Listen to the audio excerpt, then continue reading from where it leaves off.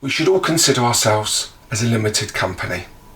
We sell our time, our knowledge, our skills, our great wealth of experience and expertise, not to mention our great words of wisdom, along with bundles of enthusiasm.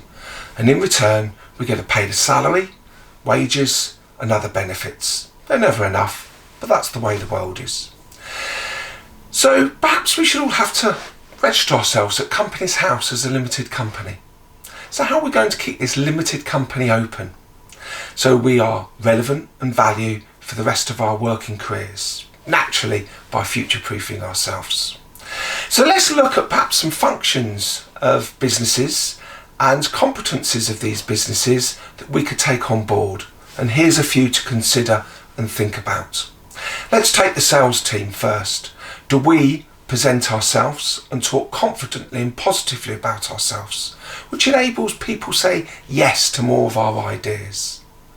Value creation department and function. How good are we at looking at new ideas, new ways of working, new technology, new solutions for ourselves, for our teams, for our business and naturally for our customers? Outsourcing, really interesting area. No one business can rely just on one person. We all need support and help, and you're no different. We need support and help, and that's why our network of people around us is so vitally essential. Consultancy skills, having the ability to do due diligence and look at things from a different perspective before we start certain projects. Being able to negotiate, influence and persuade people at all levels, and to be able to present in a compelling manner so people will buy into our ideas. And obviously always be that person of solutions, which is obviously what a good business consultant is always about. A subject matter expert. Now we all like to think we're experts in our own field, our own profession, but are we subject matter experts in ourselves? Do we know how we operate, how we work, how we best communicate, how we motivate ourselves, how we stay calm under pressure? These are all very important aspects. So we now need to become a subject matter expert on ourselves so we can perform to the best of our abilities every day. And that brings us on to the function of value delivery, making sure that we are constant and of quality. So we are constantly adding value. And start to think about how do we want people to feel and behave when they deal with us.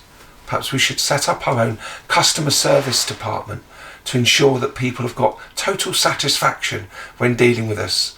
I'm sure they'll give us the feedback if we ask them. HR, human resources and learning and development, to make sure that we're compliant and understand legislation.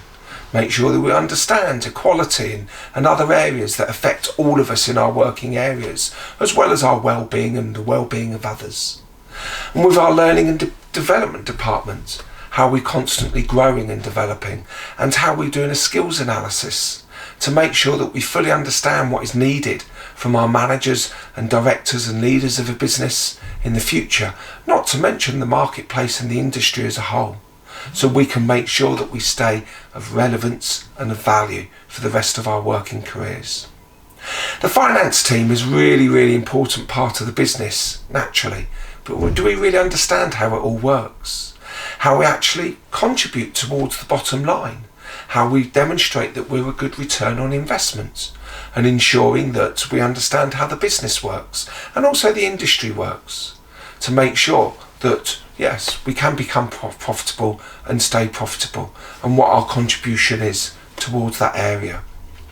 The marketing area. Now more and more businesses are using different routes to market for their products and services. We need to do the same. Don't just think about your current job, think about other future opportunities, internally or externally. How are you going to get your brand out there so people can start to know what you're about, so they can start to bear you in mind in the future? How you network and how you come across, and how you contribute to your business and your industry.